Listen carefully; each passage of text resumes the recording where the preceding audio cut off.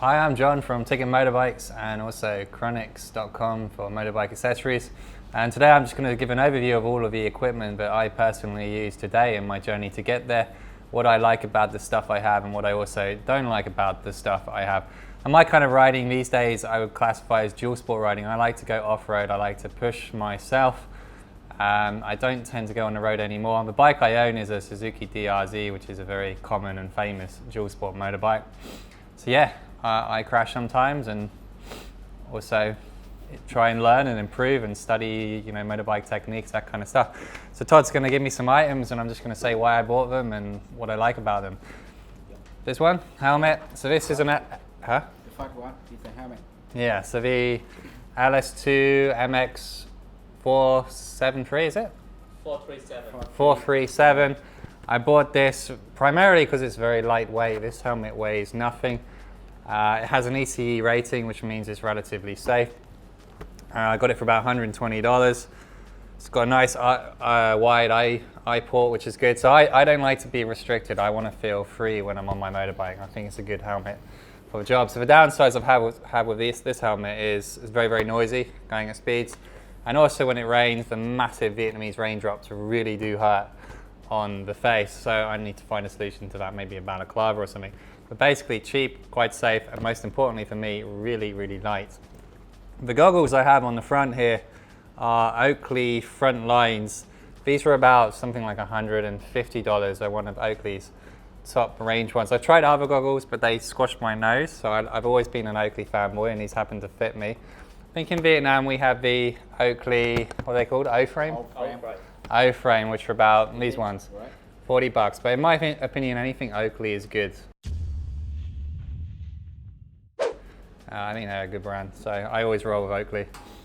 So this is my Water Bladder backpack thing. This goes with me on every single journey that I take. It costs $20 to buy. It's a fake Fox, so it's not authentic.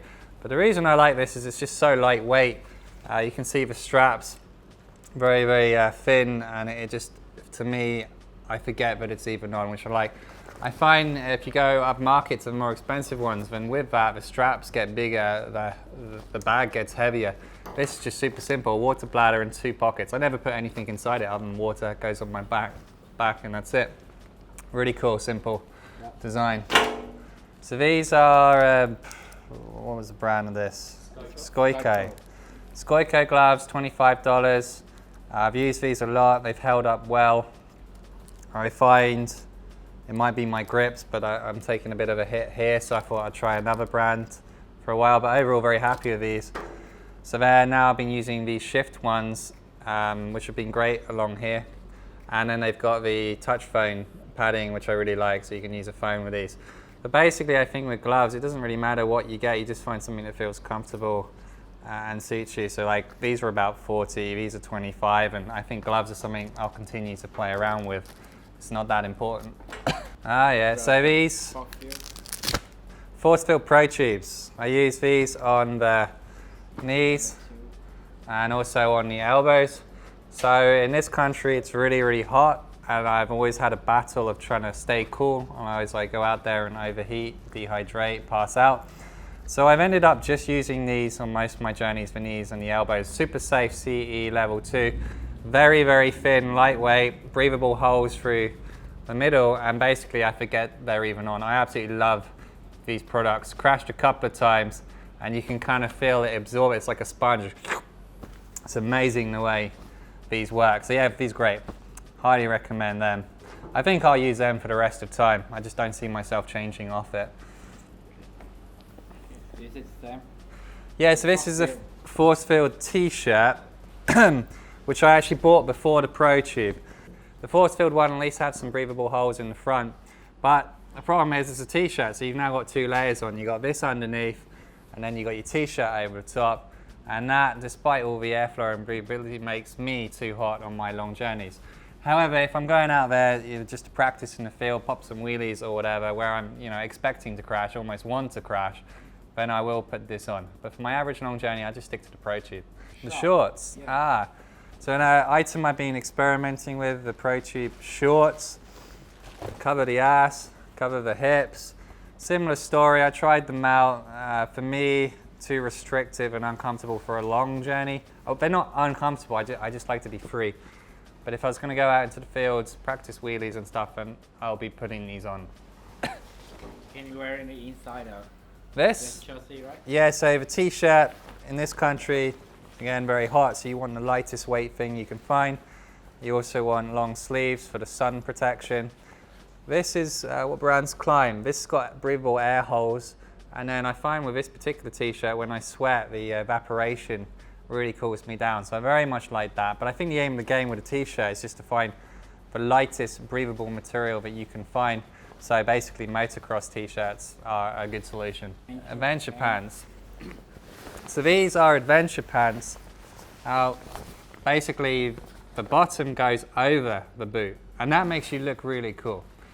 And I very much like these. Lots of pockets, lots of breathable holes, and going over the boot for some reason just makes me feel cool. I don't know why, but it does. But I found out recently on a holiday I did on my DRZ 400 that the engine of the dual sport burns a hole through the trousers. So now I understand why motocross trousers go on the inside of the boot. Adventure trousers, where you're on your big BMW GS or something, can go on the outside. But for dual sport riding, you can't have adventure pants. I now know that. But these are great if you were doing a holiday on a scooter or something. Some adventure pants are a good idea. Is that later pen for the Yeah, so because of that hole burn, I've now got the motocross ones. I haven't driven these yet. Ridden. Nice and lightweight, breathable. Anything fly we've discovered seems to be lightweight. So that's why I'm rolling with the fly on this occasion. And these will go inside the boot. Look forward to trying these out. I think they'll be good. how about a jacket? This one. Yeah. So this is a Gore-Tex jacket I bought many, many years ago. So the thing is with motorbiking is you want to have as lightweight as possible and take up as little space in your bags as possible. So to stay warm, you got to get the big puffer jackets or whatever. You know, if you're talking $100, $200 jackets. And it was just taking up too much space in my bag, so I decided to shell out. I got this, which is probably about maybe $600. Super warm, waterproof, and very, very light and easy to squeeze up. But I do worry a little bit now with crashing that I might destroy these. But Gore-Tex is also very easy to repair, although so far I've never crashed when I have this jacket on. But that's super nice. There is an alternative I'm going to try. Oh yeah, that thing. Yeah. So that's me shelling out for my adventure holidays. But I think for the shorter ones, I'm going to try this, which is the Race FX rain suit thing. And very, very breathable underneath. And this is what, 35? Yeah, this is 45. 25 $25, so yeah, very cheap and I think quite breathable. I didn't go through the prices of the other items that I had. I forgot about that. The big shop. The socks. So these are bought in England, again advertised Gore-Tex. After the jacket I became a bit of a Gore-Tex fanboy. So these were $50 and supposed to be waterproof, but they're not actually waterproof. They're probably not Gore-Tex at all. But I still use them because they have this like wetsuit feel, which I like. And they are quite breathable and basically they're comfortable in the boot. So I'm sticking with these for now.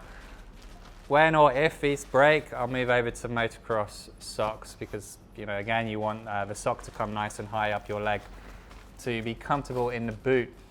But I think you need to accept that boots and socks are not waterproof. You're going to get wet feet. I haven't found a solution around that yet.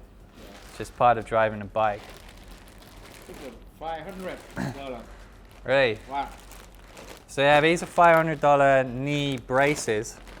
So when I was, you know, starting to push my driving a bit further in terms of going faster and off-roading, I was looking into safety gear, and a lot of people recommend knee braces because it stops your knee kind of going backwards nice and safe. So I bought these, but they're very, very heavy straight off the bat. As soon as they arrived in the box, I was like, no, it's just going to be too restrictive and too heavy and uncomfortable for me. But no doubt, I'm sure if you want to go super safe, then these are probably worthwhile. For me, as a casual rider, over the top, I feel. That was Alpine Star's Fluid, Tech Fluid somethings. Yeah. Yeah. So these boots, former adventure boots, are rolling in. They were about $350. So the idea of an adventure boot is you got all the protection coming up your leg, but you can also walk in them. And that's very true. These are super, super comfortable. And you know, when I put them on, I'm not like, oh, I need to take them off, I need to take them off. I'm very, very comfortable in these. But they are really, really flexible. And with my style of driving, the dual sport, and again, pushing myself and trying to learn, I feel very unsafe in these. And so this is going to be an item I'm going to change very soon because they're just too flexible. Have you got those boots, the city ones? You grab them and just compare. You see how, so the idea of the boot is when you fall over and maybe the bike lands on you, it could be such a low speed, pathetic crash. But if you land wrong, you're going to twist your ankles or break your legs. You got no safety here. So especially as a sort of beginner entry-level rider where you're not going that quickly, you actually have more chance of the bike landing on you. So you can have a really uninspiring crash and do loads of damage. So I think I'm definitely going to get some motocross. Like, look at that, boom, you can't even move it. That will keep you safe. And I think, you know, I've got a couple of friends who have these and they say they're comfortable as well. So I'm going to get some of these. How much are these? This is 500. 450. 450. I think with the boots, it's worth going safe. From what I've seen with friends and what I personally feel with my own adventure boots, I don't feel safe in them. But yeah, very, very comfortable. And the trip I'm doing to India, where I'm like, I'm not going to crash because I'm just going to drive safely. Then I'll wear these. But I think for my average trip around Vietnam, where I'm pushing myself, I'll go motocross. So these side bags are from the company Kriega. I've had Kriega products for years. I really like them. So when I was looking for bags, I've tried saddle bags. They never work. And I've tried side boxes. They're too heavy. So I just resorted to carrying all my stuff around in a backpack, which is super uncomfortable. When I saw that Kriega, a brand I know and trust, has saddle bags for dual sport bikes, so specifically they go on a dual sport bike where it's plastic at the back, I thought, gotta try these. And they work. Absolutely amazing. Had these every single journey I drive now. And now I no longer need to carry a backpack. Super, super happy with these adventure bags. This one I have here is a 6 litre. It's good for, you know, 1 or 2 days. So far I haven't needed anything bigger, but I think if I go on a big, let's say a 1 week, 2 week holiday, I will buy the 12 litres. The other cool thing about these is once you have the base layer, this thing, you can just buy the bags separately. So you could actually make yourself a set, a 6 litre, a 12 litre. You can mix and match, like a very, very cool product. How about 10-year warranty? 10-year warranty on those? My God, that's a long time. And what's the price on that? They were they're about $350. 350 for a thin little. I think it should be, you know, like 10 years is a ridiculous amount of time, but when you hold these, they're super lightweight as well, by the way. They're just, there's nothing to break. They're just so solid.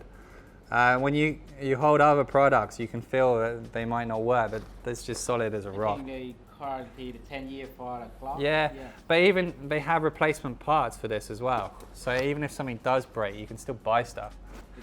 So yeah, this was a same brand, Kriega. This is what made me a fanboy, to be honest. Like, I got this as a Christmas present maybe 6-7 years ago. And apart from being dirty, the functionality of it is exactly the same as new. So simple, couple of buckles, just one, you know, big pocket there, pocket there. This is a, what do you call them, fanny pack, waist thing, waist bag. So it's waterproof. I put camera gear in here on the long journeys. And it's never gonna break, never. You could take a knife to that and this would win. Yeah.